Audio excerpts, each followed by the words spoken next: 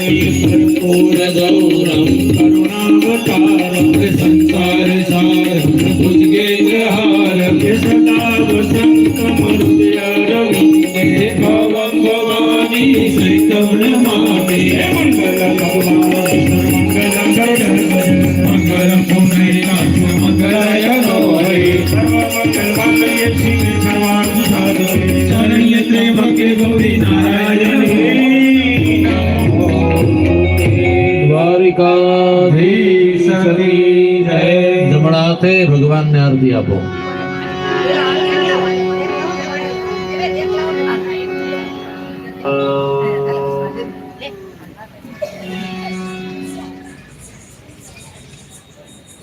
પહેલા ભગવાનને આરતી આપો, પછી તારતી દિશામાં આરતી આપો, પછી તમે આરતી લેજો।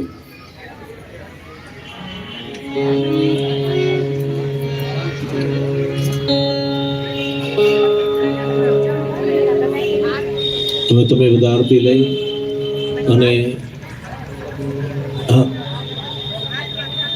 પ્રસાદી ભાઈ એવી રીતે ગોઠવજો એટલે બધાને મળી જાય।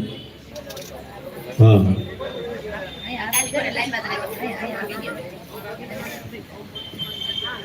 હવે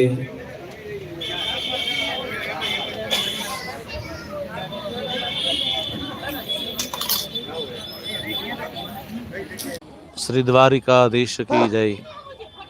આજ ધર્મેશ્વર મહાદેવ મંદિરના પ્રાંગણમાં ચાલી રહેલી શ્રીમદ ભાગવત કથામાં સુંદર મજાનું લાઈવ પ્રસારણ શ્રી વિપુલભાઈ 1 નંબર ચેનલ ઉપર યુટ્યુબ ચેનલ ઉપર થઈ રહ્યું છે। ખૂબ સેવા આપી રહ્યા છે, ખૂબ સેવા આપી છે અહીંયા, અને ખૂબ ખૂબ ધન્યવાદ આપું છું કે ખૂબ આ ચેનલ વધારે ને વધારે જોવાય। સબસ્ક્રાઈબ કરો આ ચેનલને અને જુઓ।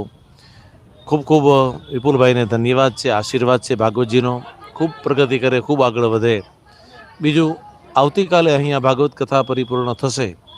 પરમ દિવસથી શ્રી રૈયા રોડ ઉપર બાપા સીતારામ ચોક અને મામા સાહેબની જગ્યામાં શ્રી રામકથાનો મંગલ પ્રારંભ થવા જઈ રહ્યો છે।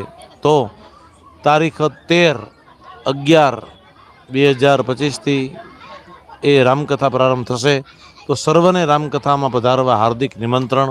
જરૂરથી વહેલા પધારશો। આ કથાનું પ્રસારણ પણ આપ અમારી આ ચેનલ ઉપર જોઈ શકશો, લાઈવ જોઈ શકશો। અસ્તુ જરૂરી છે, બહુ જરૂરી છે। માઈક પછી એને આપજો, એ બોલે ને ત્યારે તમે ભાગવત સપ્તાહ વિશે કંઈક બોલજો। ભાગવત સપ્તાહ એક બહુ જ મોટું પુણ્ય છે સાંભળવાથી, અને ખૂબ આપણો જીવન ધન્ય થઈ જાય છે, અને ખૂબ જ આ જે સાંભળશે એને આખું જીવન સુખી થઈ જશે। જય શ્રી કૃષ્ણ। જય શ્રી કૃષ્ણ। તમે ભગવાનને રોજ કેવી રીતે યાદ કરો છો? ભગવાનને રોજ ઉઠીને આંખ વીંચીને, રોજ ઉઠીને ભગવાનને સમરણ આંખ વીંચો એટલે ભગવાન હાજર જ છે। શા માટે? આપણું મૃત્યુ સુધરી જાય એ માટે। જય શ્રી કૃષ્ણ। જય શ્રી કૃષ્ણ। મૃત્યુ આપણું સુધરી જાય ને આપણે મોક્ષ થઈ જાય આત્માને। તમારા મતે ભાગવત સાંભળવું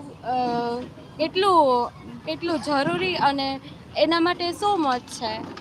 ભાગવત સાંભળવું બહુ જ જરૂરી છે, અને જે સાંભળે એને આનું જ્ઞાન આવી જાય ને તો જિંદગી સુધરી જાય। ઓકે, તમે આજની યુવા પેઢી છે એને શું સંદેશો આપવા ઈચ્છો છો ભાગવત? અમે તો યુવા પેઢીને કહી કે તમે આ રોમમાં ભાગવત સાંભળે અને નાનપણથી ને સાંભળે